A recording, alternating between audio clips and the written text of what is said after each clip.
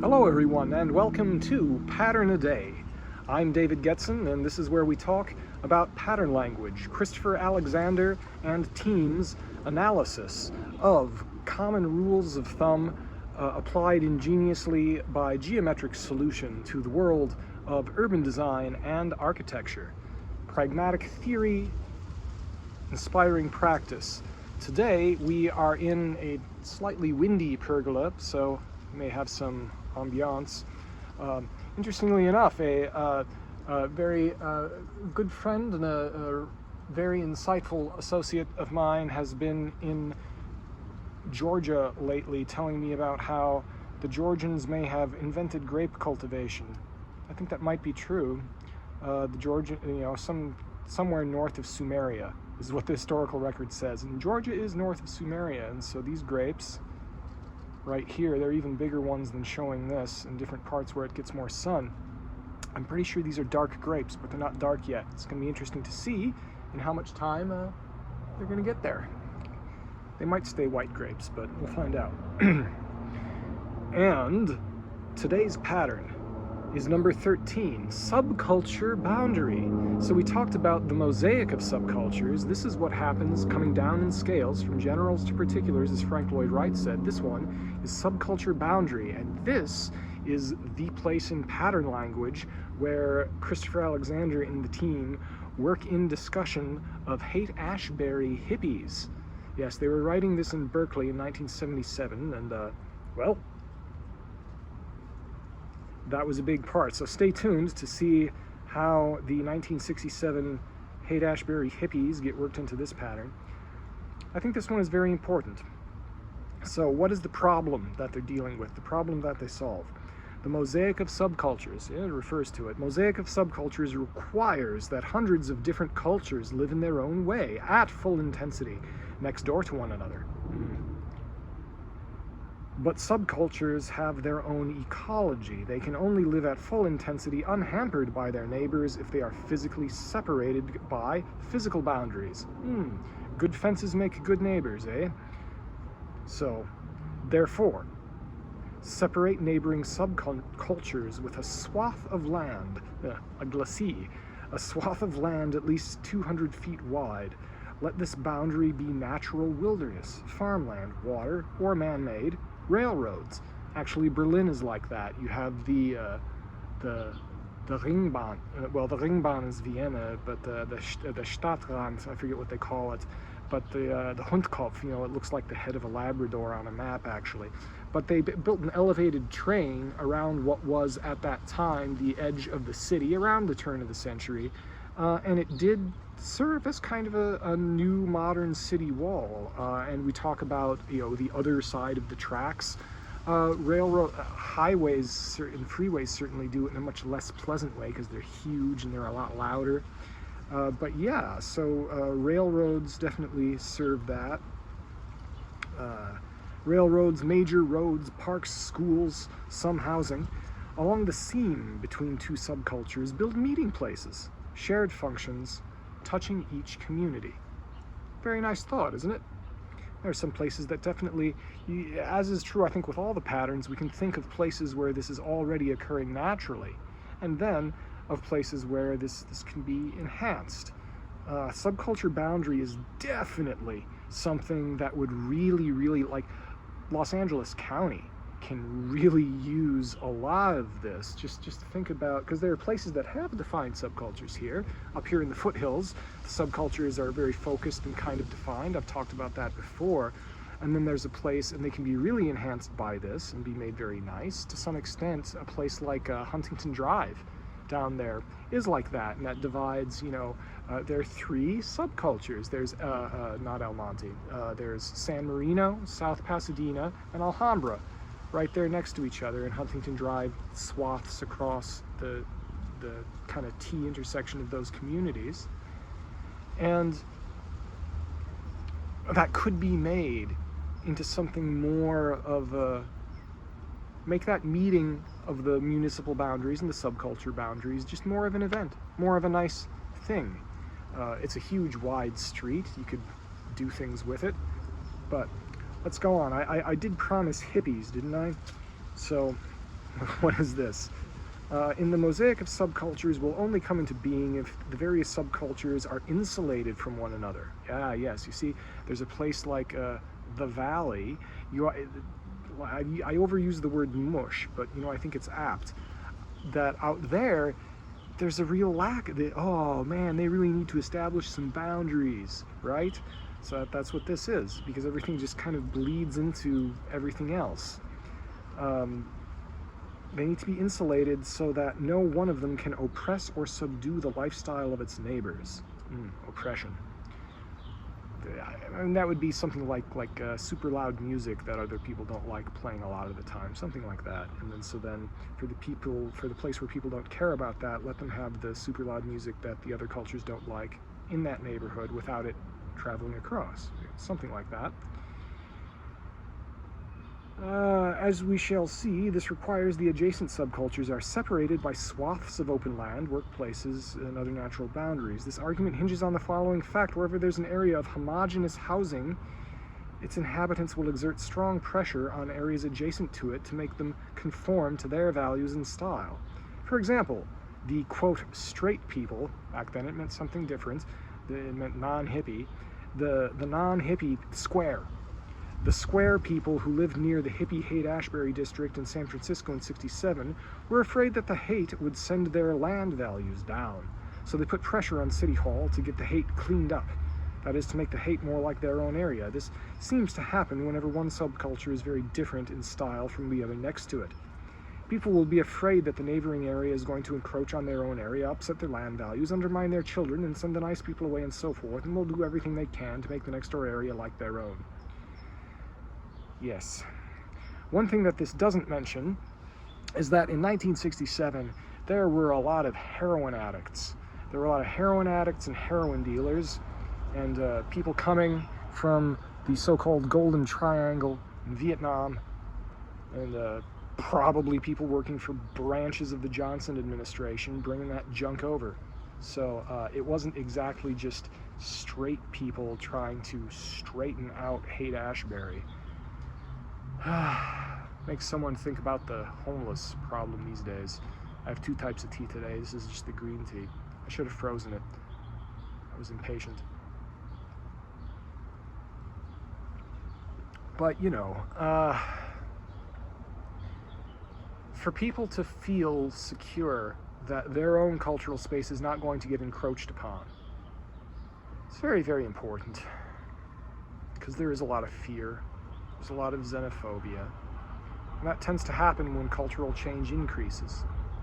So subcultural boundary is very important, and I think it should be enhanced.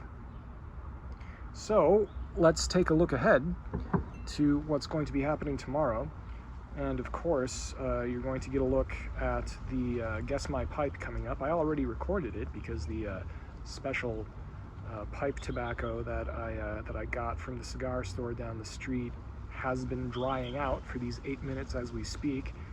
I don't know if it's going to be drying out for longer than that. It's 43% humidity, so it's not bad at the moment. It gets as low as 23 around here. 70 this morning. 73% humidity. The next pattern is number 14, identifiable neighborhood. Next time on Pattern a Day. Thank you for listening. All right, and this is the self-indulgent part of the video, or at least more so than the others. I'm actually recording this early because as it is Tuesday today, and on either Monday or Tuesday, or both, it is Guess My Pipe, and today the answer is this one. This one is the I keep debating with myself. It's like asking what your favorite Beatles album is. Sometimes it changes. This has been my favorite pipe lately. This is a Savinelli Oceano. The shape of it, for those who care, Savinelli 804KS. So that's the shape designation. The genre of this thing is called, this is a Canadian. So my video is about this pipe. right behind that hose. But also something a little bit different is the pipe shop down the corner. Fair Oaks Cigars, fantastic place. Honestly, I am not paid by them. I'm just happy to say if you're ever in South Pasadena, go there if you enjoy pipes and or cigars, even if you just like looking at pipes and you're not going to buy anything. But they're very good, and they had this interesting thing. They got so many different pipe tobaccos in there, and ended up having, I've never had plug tobacco before. That's what they used to have. What the sailors used to do is plug tobacco was one of the first pipe tobacco innovations of the Europeans, is that to keep it good and not to dry out so much when they took it from, you know, Virginia back to England and the Netherlands, they would coat the edges in honey and press it real tight, and then it would stay nice, and it would make this little cubic thing and that they would slice bits off of it with. It's called plug tobacco, and that's how you'd carry it around. If you were like, if you imagine, I don't know if there are any pipes in Last of the Mohicans. There should be pipes in Last of the Mohicans, because it would be totally historically accurate for those guys to have pipes. It's something they would have done. So if you're one of those Last of the Mohican guys, the type of pipe tobacco that you'd be carrying around would be something like this. So this is Irish pipe tobacco, although I believe it's made in Denmark. Yes, it's made in Denmark, but it's an Irish company. I'm not smoking it. Oh, it's terrible. I'm not smoking it out of my Peterson pipe. I have an Irish pipe, and maybe I should go upstairs and get it. No, I'm going to do that later. My Irish pipe needs to dry out more, although I could use it. So this is the most alliterative pipe tobacco that I've ever had. Pip, pip, pip, pip, pip, pip. There it is. So we'll see what it's like. So let's pop this open. It's a nice bag. It's taller. It's a big kind of, usually they're like this, but because it's going to be a little cube in there. And then I don't know if it's going to fit in this. So I like to take it out of here and keep it in a sealed jar so it doesn't dry out. So let's pop this thing open. It's like opening I hope that sound came through. It's like opening a jar of tennis balls. So this is a Virginia Burley. Virginia tobacco and Burley tobacco. I'll not go into the huge details there. It's unboxing. So it's got a fun little thing here. It's like it's like an Elizabethan ruff, like what guys would have on their necks. Women too. But there it is. Dun, dun, dun, dun, dun. Oh yeah, see, it's like a little, it will fit in that jar. In this whole big thing, they really should come up with a custom tin for this. You ready to see what this looks like? It's a little brownie of tobacco. But definitely don't bite it, because it would taste bad and you would puke. So the way you handle this,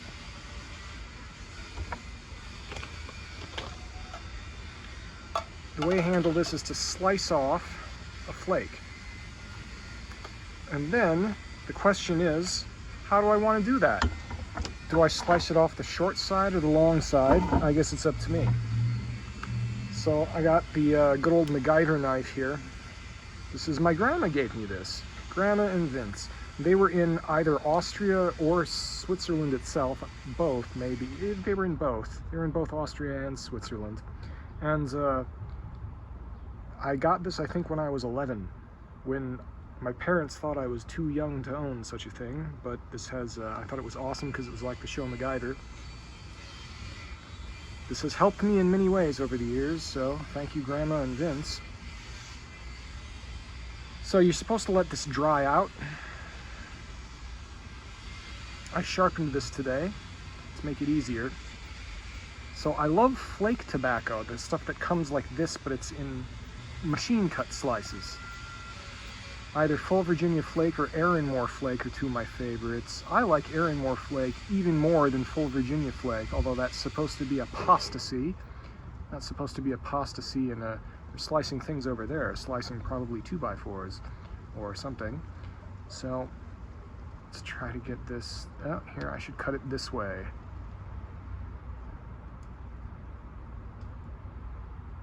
See if I can get it to come out from plug to flake. You need to give this drying time, which is why I'm doing this before I record the pattern language video.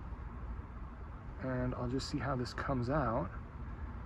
In terms of strength, online they say that this is about medium strength tobacco. Not bad. See that there? That's probably about a half pipe worth, I'm guessing. So I'm going to place this on not inside the pouch, but on top of the pouch, because it's gonna dry. Put that one over there. Slice off another. Now it might be that if I was being like a British or Dutch sailor, I wouldn't put this in an airtight jar. They didn't have airtight, well, I guess they did have no, they really didn't have airtight jars. That's why they did this. If they had airtight jars, they wouldn't have needed to invent this.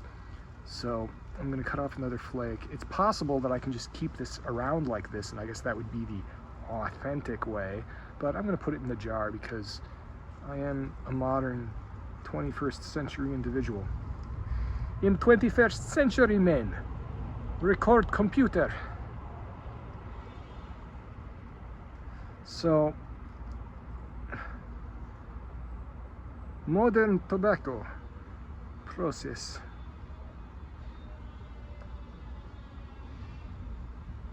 Yeah, there we go. I think it's kind of nice. It'll dry out faster. That one's kind of just getting kind of thick on there. Yeah. That's not bad. So look at that. See, it's got like sedimentary layers. All the little things there. Very many leaves all pressed together. So that is an example of how historically traditional pipe tobacco arranging would work. It's very windy and very circular sawy. Thanks for listening.